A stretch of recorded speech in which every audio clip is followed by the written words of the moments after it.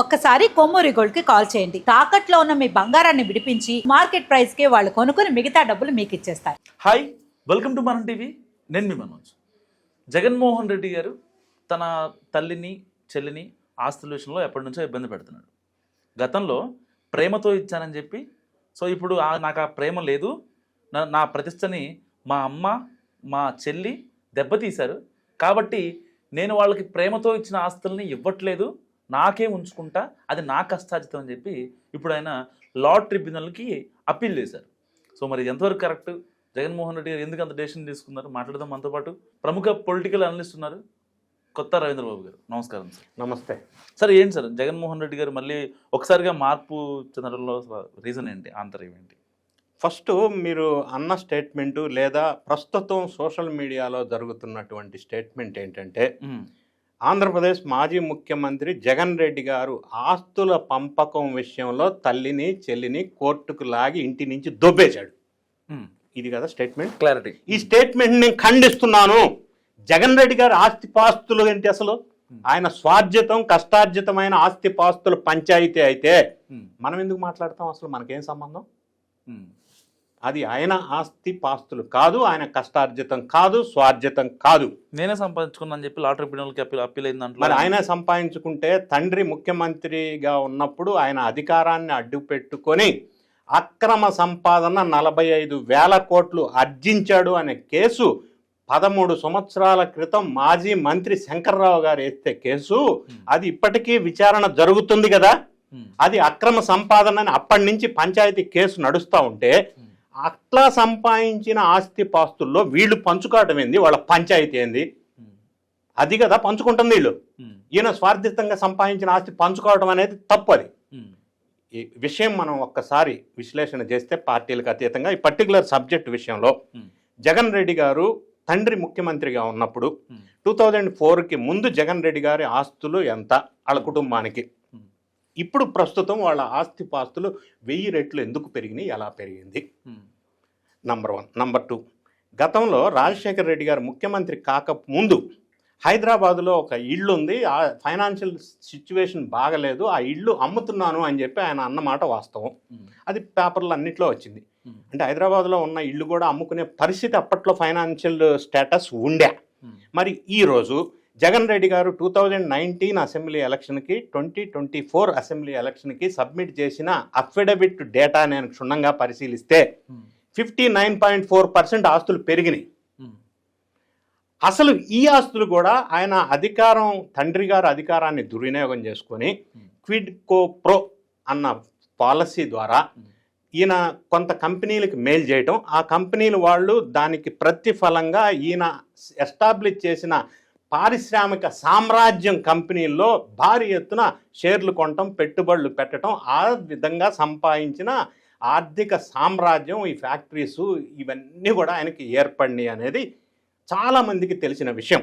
ఇప్పుడు సిబిఐ 11 కేసులు, ఈడీ 9 కేసులు, గడిచిన 12 సంవత్సరాల నుంచి ఈయన బెయిల్లో ఉంది. ఈ అక్రమార్జన 45,000 కోట్ల విషయంలోనే ఆ ఆస్తులు ఈయన రాజశేఖర రెడ్డి గారు ముఖ్యమంత్రిగా ఉన్నప్పుడు చనిపోక ముందు వాళ్ళ ఇంట్లో ఒక అండర్స్టాండింగ్, మెమరాండం ఆఫ్ అండర్స్టాండింగ్ చేసుకున్నారు. రాజశేఖర రెడ్డి గారు ఏం కోరారంటే, ఇది అక్రమం సక్రమో పక్కన పెట్టు, వాళ్ళు అక్రమం అని అనరు కదా. సరే, ఇప్పుడు మనకున్న ఆస్తులన్నీ కూడా జగన్ రెడ్డి గారికి, షర్మిల గారికి ఈక్వల్గా డిస్ట్రిబ్యూట్ చేయండి అని రాజశేఖర రెడ్డి గారి కోరిక. ఆ కోరికని అప్పట్లో ఆ కుటుంబ సభ్యుడిలో ఒక వ్యక్తి, చార్టెడ్ అకౌంటెంట్, కన్సల్టెంట్, ఎక్స్పర్ట్, కుటుంబంలో కలిసిపోయినటువంటి విజయసాయిరెడ్డి గారికి ఆదేశాలు ఇచ్చారు. వీళ్ళ కుటుంబ సభ్యుల సమక్షంలో విజయసాయిరెడ్డి గారు ఆయన ఆస్తిపాస్తులన్నీ వాళ్ళకంటే ఈయనకి ఎక్కువ తెలుసు అప్పట్లో ఇప్పట్లో కూడా. సో ఈయన సరే ఈక్వల్గా డిస్ట్రిబ్యూట్ చేద్దాము అని అనుకున్నారు.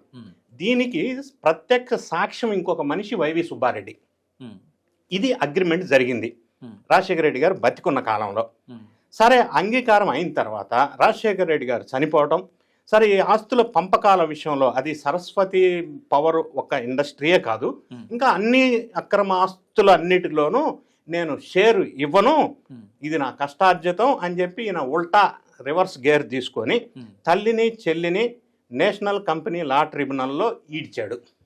సో ఇప్పుడు షర్మిళమ్మ చెప్తున్నా, జగన్ రెడ్డి గారి తల్లి చెప్తున్నా, వ్యాఖ్యల్లో నుంచి మనం అర్థాలు తీసుకున్నట్టయితే ఈయన ఎందుకు ఈ విధంగా ఉల్టా పల్టా తిరిగాడు అంటే ఈయన చెప్తున్న సమాధానం ఏంటంటే అప్పట్లో నాకు చెల్లి అంటే ప్రేమ ఉండేది, ఇప్పుడు ప్రేమ లేదు, దోమ లేదు, కటీఫ్, అందుకే నేను ఇవ్వను అని ఈయన వాదన. సో షర్మిళ వాళ్ళ తల్లి వాదన ఏంటంటే ఇది అందరూ కలిసి రాజశేఖర రెడ్డి గారి హయాంలో, అది అక్రమం సక్రమం పక్కన పెడదాం, సంపాదించుకున్న ఆస్తుల్లో మనం చేసుకున్న అగ్రిమెంట్ ప్రకారం ఇవ్వాలి కదా, ఎందుకు ఎవరు ఇవ్వాల్సిందే మా వాటా అనేది వాళ్ళ వాదన. ఏది ఏమైనప్పటికీ నేనేమంటానంటే అక్రమాస్తులు సంపాదించుకొని అది పంపకాలు పెట్టుకొని ఈ పంపకాల్లో తల్లిని పెళ్లిని చెల్లిని బయటికి దొబ్బేసి ఇప్పుడు అక్రమాస్తుల కేసు, నాకు ఇప్పుడు ప్రేమ లేదు దోమ లేదు, నీకు ప్రేమ ఉంటే అంత దోమ ఉంటే అంత, తల్లిని చెల్లిని బయటికి దొబ్బేసిన దాంట్లో ఈ అక్రమాస్తులన్నిటి కేసు క్లియర్ అవ్వాలా, సిబిఐ ఈడీ ఏసీబీ కేసు ఇలా అన్ని కేసులన్నీ అక్రమార్జన కేసుల్లో క్లియర్ అయ్యి ఈ ఆస్తిపాస్తులు ఆల్రెడీ కొన్ని కోర్టు వారు జప్తు చేశారు, మిగతా అన్నిటి మీద కూడా క్లారిటీ వస్తే ఈ ఆస్తులను ఏం చేయాలా, ఎక్కడ జప్తు చేయాలా అనేది ఒక అంశం. రెండో అంశం, ఈ మధ్యకాలంలో బ్రహ్మశ్రీ చాగంటి కోటేశ్వరరావు గారు విజయవాడలో ఒక ప్రవచనాలు చేస్తూ పిల్లలకి నైతిక విలువల గురించి మాట్లాడుతూ ఇంట్లో తల్లిని చెల్లిని తోబుట్టుని జాగ్రత్తగా మంచిగా చూసుకుంటేనే సమాజంలో గౌరవం ఉంటుంది, బయట ప్రపంచంలో మనం ఫ్రెండ్స్ని తయారు చేసుకోవచ్చు కానీ తోబుట్టువులను తయారు చేసుకోలేం కదా, కాబట్టి ఇళ్లలో విలువలతో కూడిన జీవితాలు ఉండాలా, కుటుంబ సభ్యులతో సఖ్యతగా ఉండాలా, వాల్యూ బేస్డ్ లైఫ్ అన్న మాటలు మాట్లాడితే జగన్ రెడ్డి అండ్ టీంకు సంబంధించిన వాళ్ళు సోషల్ మీడియా వేదికగా బ్రహ్మశ్రీ చాగంటి కోటేశ్వరరావు గారు జగన్ రెడ్డి గారి గురించి అన్నారు అని చెప్పి ఆయన మీద దుమ్మెత్తే ప్రయత్నం చేశారు. ఆయన అన్న మాటలు జనరల్గా పిల్లలకి విలువలు కుటుంబంలో ఉండాలి అని చెప్తున్నారు. మరి జగన్ రెడ్డి గారు ఆ విలువలే లేకుండా తల్లిని చెల్లిని బయటికి దొబ్బేసిన తర్వాత ప్రతి మీటింగ్లో నా చెల్లెళ్ళు నా అక్కలు అని అంటుంటాడు, నెత్తి మీద చేయి పెట్టి గెలుగుతుంటాడు కదా. మరి ఇప్పుడు సొంత చెల్లిని తల్లిని కూడా బయటికి దొబ్బేశాడు కదా, అది కూడా స్వార్జితం అని ఏం చెప్తున్నాడు, అక్రమాస్తుల కేసు ఆల్రెడీ పెండింగ్లో ఉంది.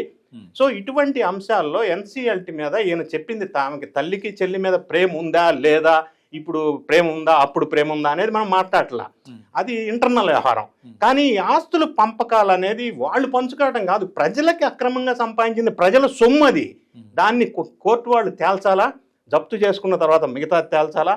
ఇప్పుడు ఇందులో ఇంకొక ఆన్సిలరీ పాయింట్ మనం ఒకసారి మాట్లాడుతున్నట్టయితే ఈ సరస్వతి పవర్కి సంబంధించిన ల్యాండ్లో 1390 ఏకర్స్లో కొంత పార్టు రెవెన్యూ గవర్నమెంట్కి సంబంధించిన భూమిని కూడా అప్పట్లో కబ్జా పెట్టారు. పవర్ మందే కదా, అధికారంలో ఉన్నాం కదా, ఏదైనా చేసేయచ్చు కదా, పెట్టేశారు. ఇప్పుడు పవన్ కళ్యాణ్ గారి నేతృత్వంలో అధికారంలోకి వచ్చినటువంటి ఎన్డీఏ పవన్ కళ్యాణ్ గారి మంత్రిత్వ శాఖలోకి వస్తుంది కాబట్టి దాన్ని సర్వే చేసి దాన్ని మళ్ళీ తీసుకున్నారు ప్రభుత్వం వాళ్ళు. ఇదే విధంగా మిగతా ఆస్తులు అక్రమంగా ఏదైతే సంపాదించారో అన్ని కంపెనీస్లో, ఇంతకుముందు జగన్ రెడ్డి గారికి భారతీయ సిమెంట్ ఉండేనా, ఇంతకుముందు సండూరు పవర్ ఉండేనా, ఇంతకుముందు సరస్వతి పవర్ ఉండేనా, ఇవన్నీ ఎక్కడ పుట్టుకొచ్చినాయి, ఎలా పుట్టుకొచ్చినాయి, ఈ విచారణ అంతా పూర్తయిన తర్వాత ఈ ఆస్తుల మీద ఒక క్లారిటీ కోర్టు వాళ్ళు నిర్ణయం తీసుకోవాలా.